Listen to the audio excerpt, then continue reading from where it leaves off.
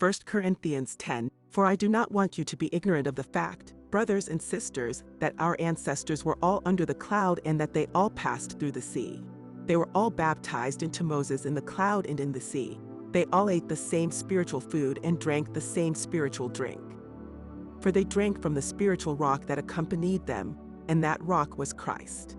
Nevertheless, God was not pleased with most of them. Their bodies were scattered in the wilderness. Now these things occurred as examples to keep us from setting our hearts on evil things as they did.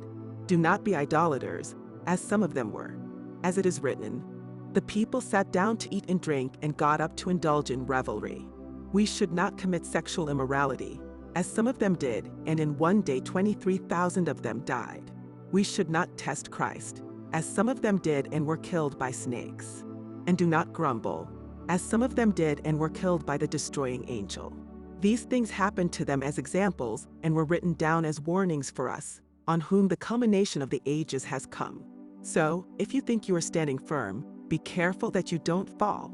No temptation has overtaken you except what is common to mankind, and God is faithful.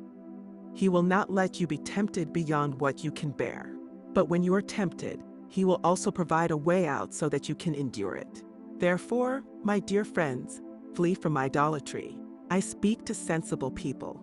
Judge for yourselves what I say. Is not the cup of thanksgiving for which we give thanks a participation in the blood of Christ? And is not the bread that we break a participation in the body of Christ? Because there is one loaf, we who are many are one body, for we all share the one loaf. Consider the people of Israel. Do not those who eat the sacrifices participate in the altar? Do I mean then that food sacrificed to an idol is anything, or that an idol is anything?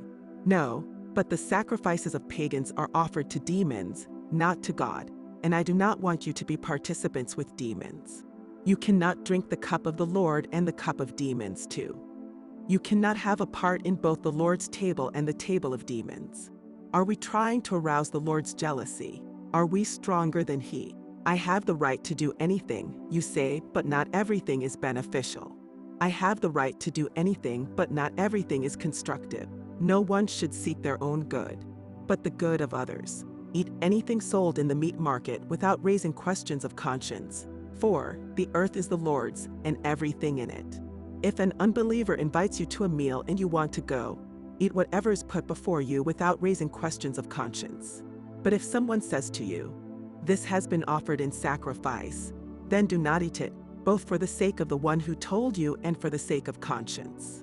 I am referring to the other person's conscience, not yours. For why is my freedom being judged by another's conscience? If I take part in the meal with thankfulness, why am I denounced because of something I thank God for? So whether you eat or drink or whatever you do it all for the glory of God. Do not cause anyone to stumble, whether Jews, Greeks, or the church of God, even as I try to please everyone in every way. For I am not seeking my own good, but the good of many, so that they may be saved.